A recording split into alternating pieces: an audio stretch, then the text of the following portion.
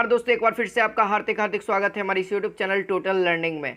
तो फ्रेंड्स, आज हम लोग अध्याय 2 करने वाले हैं, गति एवं बल यानी कि मोशन एंड फोर्स करने वाले हैं इसको चैप्टर को। आज थ्योरी क्लास चलेगा दोस्तों।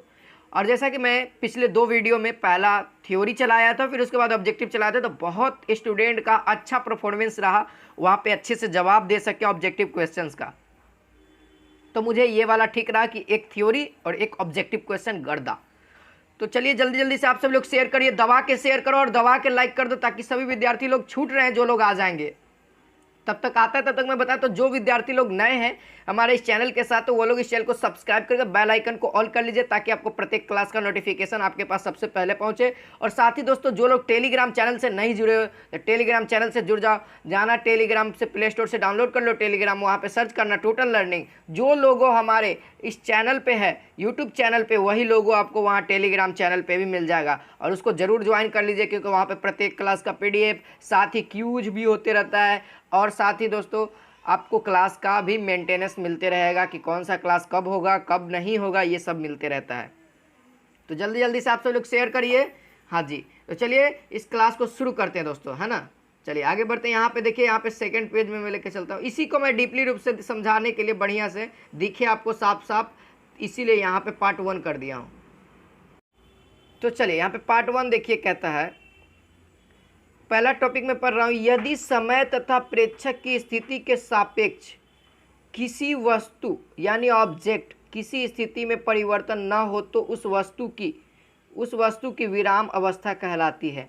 अब यहाँ पे विराम अवस्था कहलाती है दोस्तों। इसका सिंपल भाषा में आप लोग समझ सकते हो कि यदि किसी वस्तु को कहीं पे रख दिया जाता है, ठीक है, कहीं पे रख दिया जाता है, और वह बाहरी बल न लगाया जाए, प्रेक्षक उस पर कोई भी बल न लगाए, तो उस अवस्था को हम लोग विरामावस्था कहते हैं। जैसे मैं मान लीजिए आप लोग कोई भी वस्तु निर्जीव वस्तु को आप लोग कहीं पे रख दो और उस पर आप बल मत लगाओ, छोड़ दो, देखो वह जहाँ पे था वहीं पे ही रहेगा, यानी कहने का मतलब स्थिर रहेगा, तो उस अवस्था को हम लोग विराम अवस्था कहते हैं। वही डेफिनेशन यहाँ पे लिखा हुआ है, ठीक है। अब देखिए, अब तो भाई रख दिया तब, अब मान लीजिए इसके विपरीत यदि समय और प्रेक्षक की स्थिति के सापेक्ष वस्तु की स्थिति में परिवर्तन हो तब, यानी कि अब वस्तु में हम क्या कर रहे हैं, पेन को वहाँ से ढकेल रहे हैं टेबल पर जो वस्तु रखे उस पर ढकेल रहे हैं, तो वो पहले से जहाँ पे रखा हुआ था उससे पहले ढकेलने के बाद कुछ दूरी तय करेगा, कुछ प्रक्रिया होगा उसमें, तो उसी प्रक्रिया को हम लोग क्या कहते हैं, गति कहते हैं, मोशन कहते हैं। और क्या हो जाएगा, वो मोशन में हो जाएगा, ठीक है। इसका डेफिनेशन था दोस्तों। अब चलिए, जो मेनली रूप से है वो है न्यूटन का प्रथम नियम, न्यूटन का द्वितीय नियम और न्यूटन का तृतीय नियम। और यहाँ से जो क्वेश्चन आएगा किस टाइप से पूछा जाएगा वो भी दिखाता हूँ। चलिए पहले पढ़ते हैं न्यूटन के प्रथम गति नियम, Newton first law of motion. चलिए इसका डेफिनेशन पढ़ लेते हैं एक बार, मज़ा आ जाएगा डेफिनेशन में भी। कहता है, जब तक वस्तु पर पर्याप्त बाह्य बल न लगाया जाए तब तक वस्तु की अवस्था में तथा स्थिर वस्तु विराम की अवस्था में बनी रहती है। अब देखिए, यानी कहने का मतलब है कि गतिमान वस्तु पर यदि गतिमान अवस्था में तथा देखिए यहाँ पे लिखा हुआ गतिमान वस्तु गति अवस्था में और स्थिर वस्तु विराम अवस्था में तब तक बना रहेगा जब तक उस पर बाह्य बल नहीं लगा। तब एग्जाम्पल से समझिए, जैसे कोई चक्का हम लोग चला रहे हैं, ठीक है, चक्का को ठेल दिए, अब वो तो चलते रहेगा। या गेंद को ही मान लेते, कोई गेंद को ऐसे करके लुघरा दीजिएगा, और जब तक आप लोग उस पर अपना यानी कि बाह्य बल, यानी कि हम लोग जाकर के उसको पकड़ेंगे नहीं, तब तक वो गेंद क्या होगा, वो चलते रहेगा। और दोस्तों अब आप कहिएगा सर भीग देंगे तो कुछ दूरी पे जाकर के रुक जाएगा, लेकिन उस पर भी बाह्य बल लग रहा है, गुरुत्वाकर्षण बल लग रहा है, तो गुरुत्वाकर्षण बल एक बाह्य बल न हो गया गेंद के लिए, तो वो अगर नहीं लगेगा दोस्तों तो गेंद क्या होगा, वह एक बार घुमावेंगे तो पूरा पृथ्वी घूम करके वापस आवेगा, ठीक है। तो उस पर भी बल लग रहा है, जिसे हम लोग बाह्य बल गुरुत्वाकर्षण बल के नाम से जाने जाते हैं, ठीक है। और स्थिर वस्तु, तो स्थिर वस्तु में आप लोग समझे, जब तक स्थिर वस्तु पर कोई बाह्य बल नहीं लगेगा तब तक वो गति अवस्था में नहीं होगा, यानी कि वो विरामी अवस्था में रहेगा। जैसे में, और इसी नियम को दोस्तों, न्यूटन के प्रथम नियम को ही जड़त्व का नियम कहते हैं। अब देखिए क्वेश्चन आवेगा कि जड़त्व का नियम किसे कहते हैं। ऑप्शन नंबर ए रहेगा न्यूटन का प्रथम गति नियम, ऑप्शन नंबर बी रहेगा न्यूटन का द्वितीय गति नियम, ऑप्शन नंबर सी का रहेगा न्यूटन का तृतीय गति नियम, ऑप्शन नंबर डी रहेगा क्या, ऑप्शन नंबर डी रहेगा इनमें से कोई नहीं। तब आप लोगों को पता होना चाहिए इसी हालत में कि न्यूटन के प्रथम गति नियम को ही हम लोग क्या कहते हैं, जड़त्व का नियम कहते हैं। ठीक है, समझ में आया।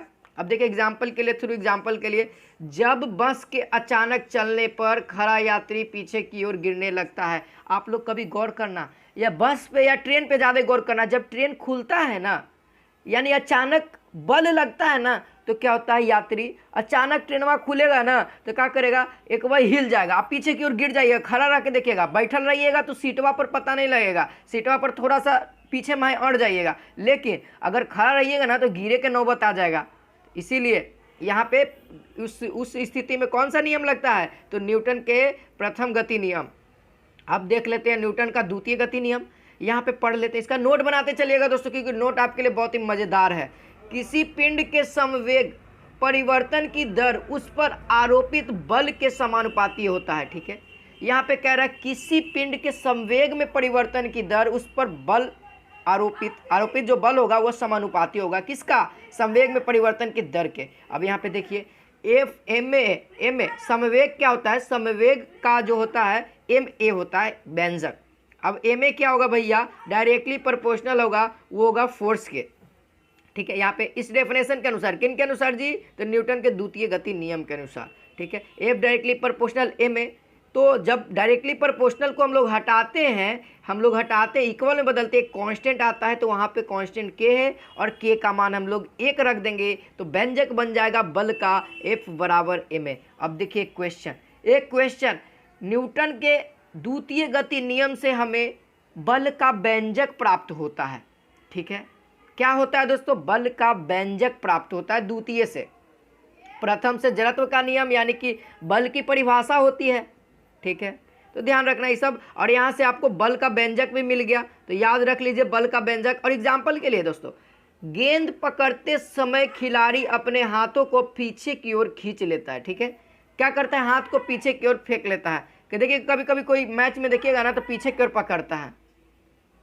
तो चलिए यहाँ पे न्यूटन का तृतीय गति नियम को समझ लेते हैं। तो यहाँ पे देखिए न्यूटन का तृतीय गति नियम कहता है, Newton's third law of motion, प्रत्येक क्रिया के बराबर विपरीत दिशा में प्रतिक्रिया होती है, यही नियम है। इसी गति नियम को क्रिया प्रतिक्रिया नियम भी कहते हैं। ठीक है, यानी reaction law, action reaction law भी कहते हैं, याद रखना। यानी कहने का मतलब है कि यदि हम किसी वस्तु को बल लगाएंगे तो वो वस्तु हमारे ऊपर भी बल लगाए। जैसे आप एग्जाम्पल के लिए आप लोग ले लीजिए, एग्जाम्पल तो यहाँ पे लिखा हुआ है लेकिन मैं परफेक्ट एग्जाम्पल बताता हूँ, आप लोग जो घर पे भी कर सकते हो। आप स्प्रिंग लेना, ठीक है, स्प्रिंग को आप लोग दीवार के सहारे दबाना और एक अंदर से अनुभव करना कि देखना आप थोड़ा सा ढीला करोगे ना तो स्प्रिंग आपको ठेलेगा, यानी कि स्प्रिंग भी आपके ऊपर बल लगा रहा है। यहाँ पे वही कहने का मतलब है, प्रत्येक क्रिया के बराबर विपरीत दिशा में भी प्रतिक्रिया होती है। यानी कि जब अगर हम किसी वस्तु पर बल लगाते हैं तो वो वस्तु भी हमारे ऊपर बल लगाती है। एग्जाम्पल के लिए बंदूक से गोली छूटने के समय बंदूक पकड़ने वाले व्यक्ति को पीछे की ओर झटका लगता है, और रॉकेट एवं वायुयानों में भी गति होता है। ठीक है, रॉकेट एवं वायुयानों में गति किसके कारण होता है, तो न्यूटन के तृतीय गति नियम के कारण ही ये लोग उड़ते हैं। याद रखिएगा, क्वेश्चन आ सकता है कि रॉकेट में कौन सा सिद्धांत होता है, तो न्यूटन का तृतीय गति नियम। क्वेश्चन आ चुका भी है, रॉकेट में किसका सिद्धांत होता है, तो न्यूटन का तृतीय गति नियम, याद रखिएगा।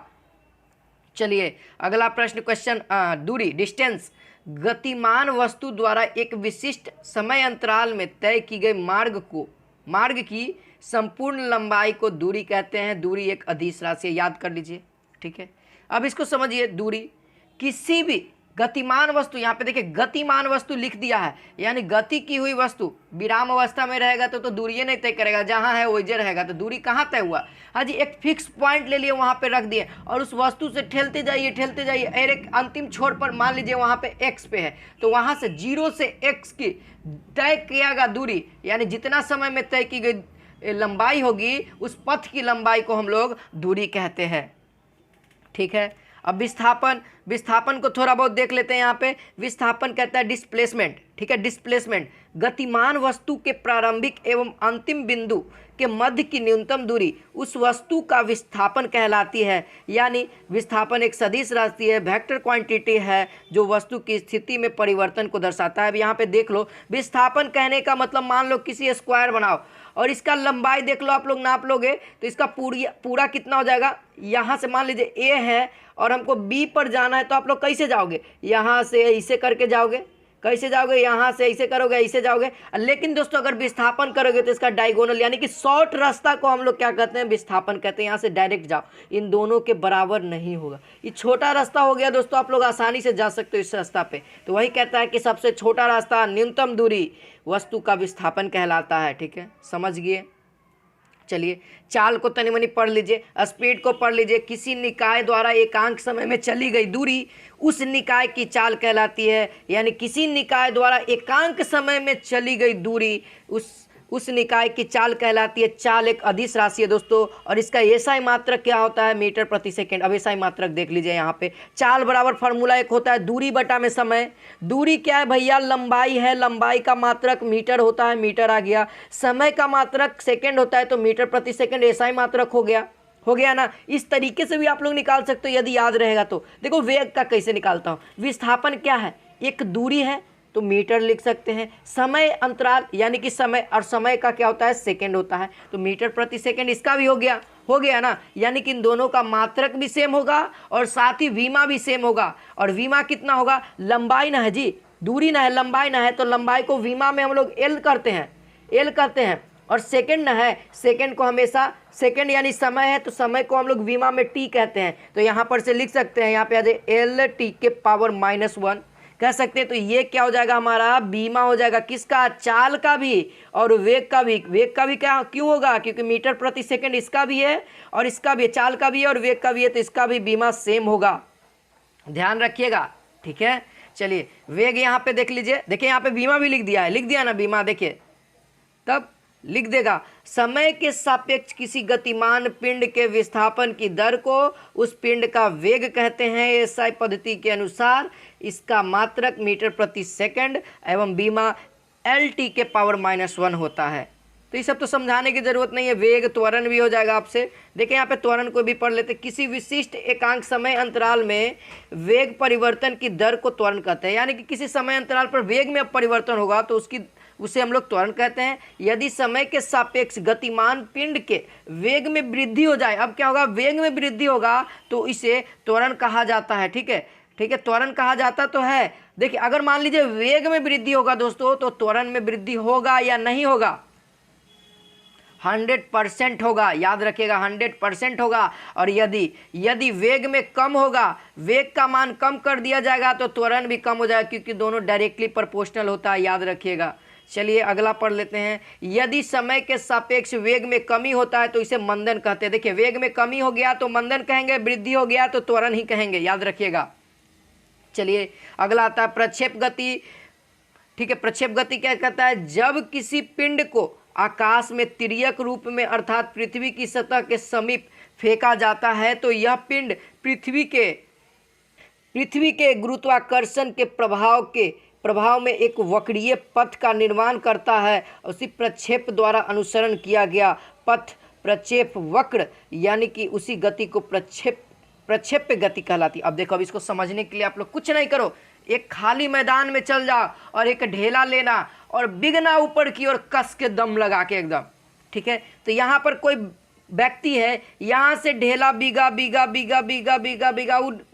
जो नीचे में यहाँ पे फोर्स लगेगा यानी कि जो गुरुत्वाकर्षण बल लगेगा, जब ढेला आपने बिगा तो कुछ नीचे की ओर आएगा। मान लीजिए फिर से फेंके, आप यहाँ से फेंके और यहाँ पे आके गिर गया, तो दोस्तों ये जो कर्व बनाया, ये क्या बनाया, एक वक्र बनाया, वक्र का निर्माण हो गया तो इसे हम लोग प्रक्षेप्य वक्र कहते हैं। और साथ ही इस जो गति किया, इसमें गति करके ही न गया, ऐसे ढेला फेंक के आप ढेला फेंकते नीचे की ओर आ गया, तो इसी गति को हम लोग क्या कहते हैं, प्रक्षेप्य गति कहते हैं। याद रख लीजिए, अब समझ में आ गया ना, ढेला फेंकिए प्रक्षेप्य गति मिल जाएगा।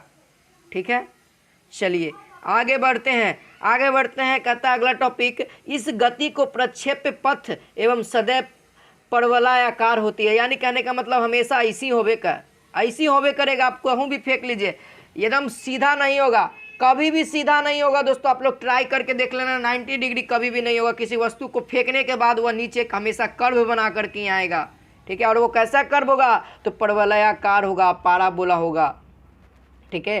प्रक्षेप्य को अधिकतम दूरी पर फेंकने के लिए उसे क्षैतिज से 45 डिग्री कोण ऊपर की ओर प्रक्षेपित करना चाहिए, ठीक है। अगर मान लीजिए दोस्तों, आप लोग यहाँ पे देख लो, अब समझो, अब मान लो कोई पहले बैट बॉल खेलते थे ना, आप लोग बैट बॉल खेलते होगे तो कभी कभी देखते होगे आपका दोस्त क्या करता होगा, गेंद को आप लोग आकाश में फेंकता होगा।